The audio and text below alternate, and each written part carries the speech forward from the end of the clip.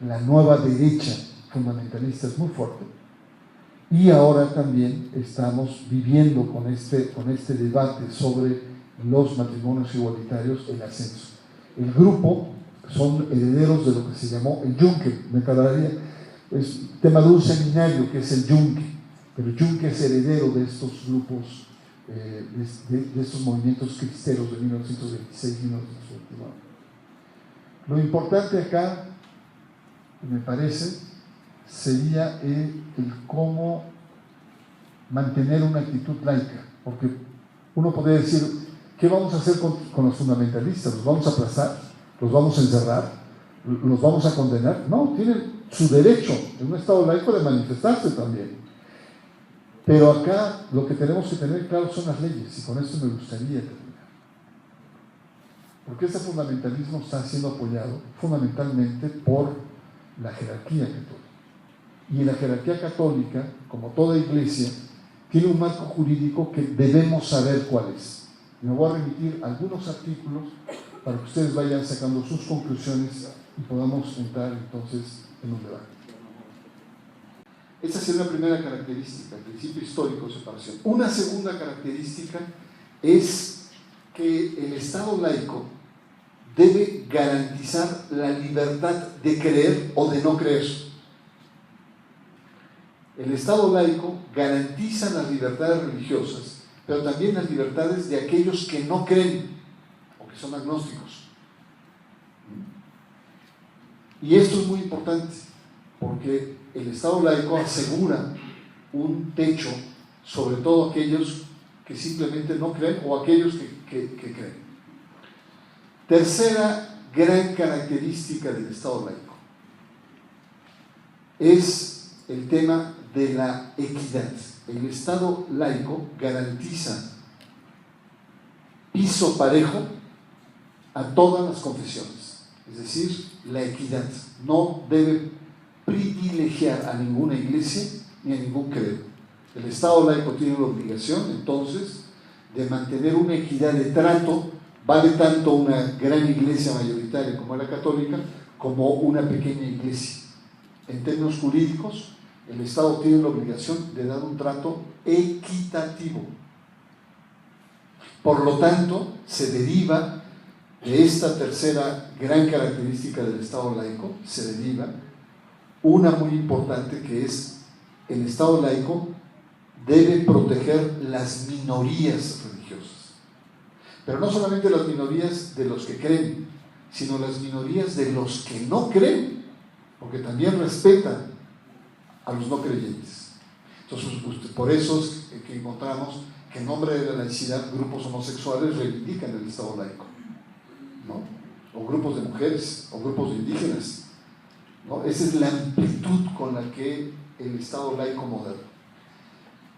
En el fondo, no quiero abrumarlos, pero el Estado laico es un instrumento moderno de la democracia que permite la convivencia pacífica entre diversos, y sobre todo en los tiempos actuales, en la globalización, sobre todo en la época que vivimos actualmente, que es una época en donde las diferencias afloran con mucho mayor fuerza, las minorías, muchas de estas minorías. Entonces el Estado laico es un instrumento que permite esta convivencia porque hay reglas de juego. Quisiera concluir esta primera parte con algunas de las características básicas de todo Estado moderno, que es el hecho de que el Estado laico garantiza estos tres grandes principios, pero también es el garante de este régimen de convivencia. Es decir, el Estado laico tiene la obligación de mantener un instrumento que permita a los diferentes, a un católico, a un musulmán, a un judío con un evangélico, a un cristiano pentecostal con un budista, el que tengan equidad y que puedan convivir con armonía. Pero ojo, no solamente en términos religiosos, también un homosexual, también un indígena, una feminista, también un grupo étnico minoritario, etc. Vamos a Quiero pasar a mi tercer punto, a un punto más actual. No hablamos de tiempo, no bien lo cuánto. Me quedan 15 minutos.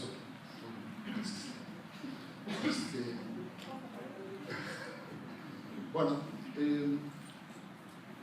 vamos a mi último punto, a la parte más actual, ¿no? Que es la que nos lleva. Hay un fenómeno de lo que podríamos llamar un fenómeno de repolitización de lo religioso. Lo religioso bajo la era de la secularización, es decir, déjenme decirlo de manera muy sencilla, la secularización es un proceso cultural, así como la laicidad es fundamentalmente un conjunto de leyes, normas, reglas, ¿no? La secularización es un proceso cultural, independientemente de las leyes, independientemente de muchos procesos.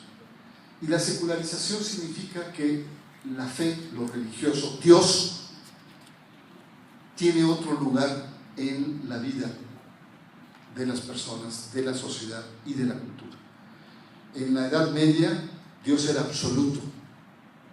Todavía en la colonia, todo estaba regido por Dios, un poco como pasa en algunos países islámicos. Pero a la medida que fue surgiendo la modernidad, la modernización, las matemáticas, una manera diferente de pensar, la cientificidad,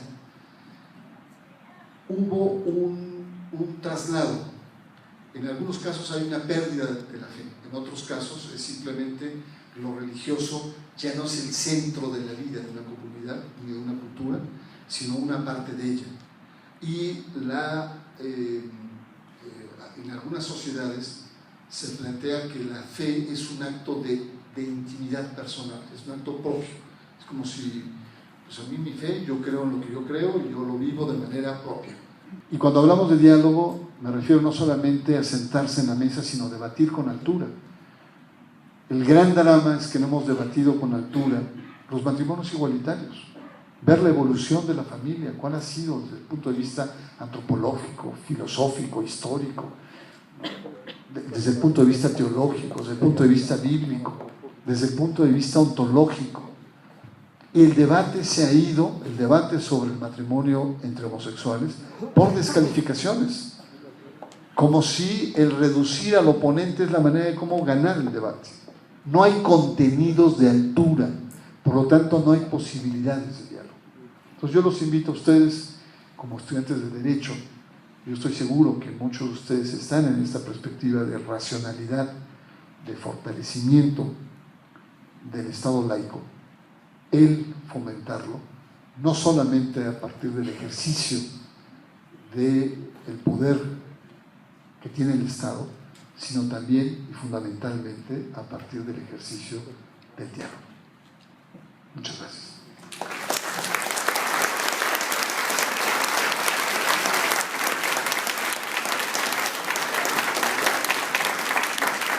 Muchas gracias, maestro, por esta parte histórica, práctica y real, ¿no?, de lo que la laicidad implica.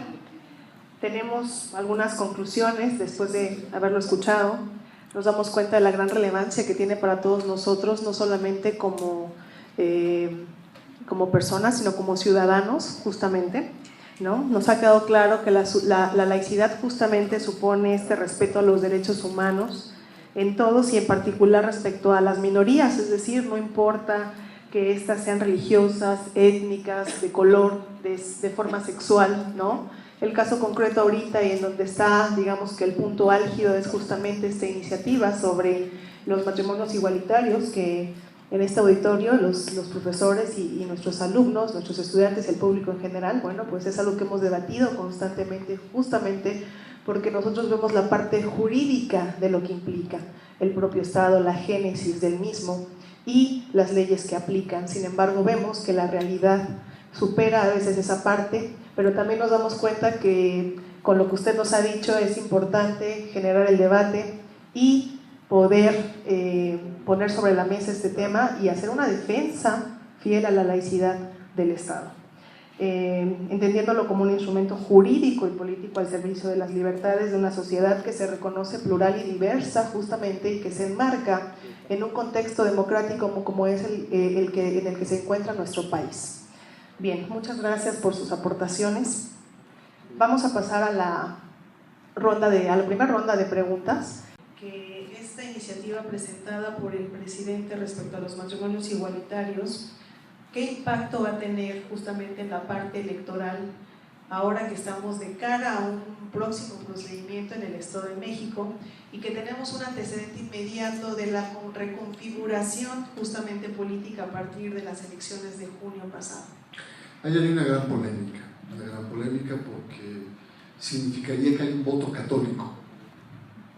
Probablemente sí en algunas regiones del Bajío, Aguascalientes, pareciera ser que la incidencia de los curas el 5 de junio, días antes, sí determinó la derrota del PRI en aquella entidad.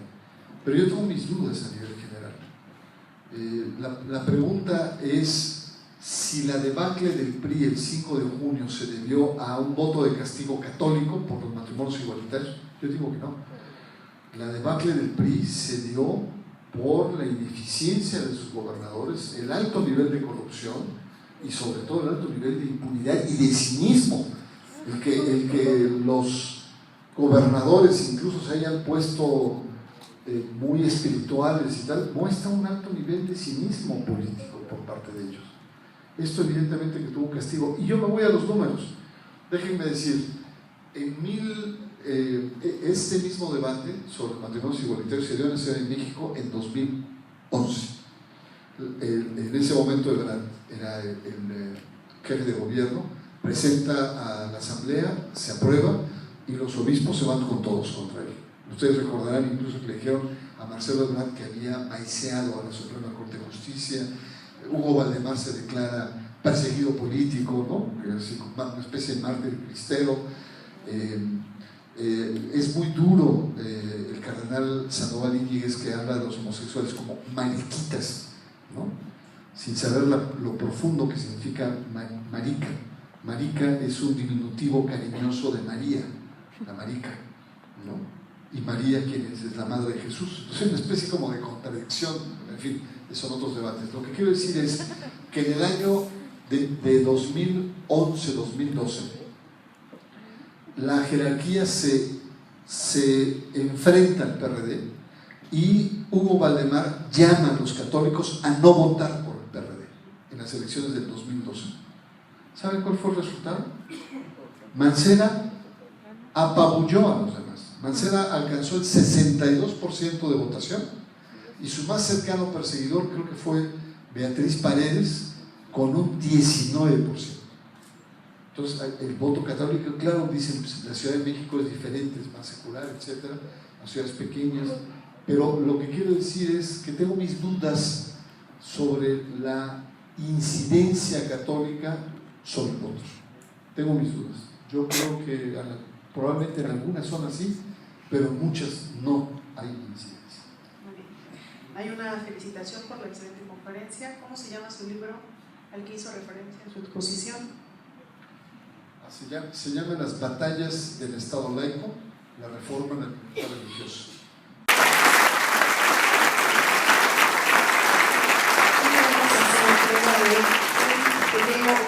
Que nuestro director, el doctor Salcedo Aquino, director de nuestra Facultad de Estudios Superiores de Zacatlán, ha querido venir a enviarle y agradecerle por su presencia con nosotros.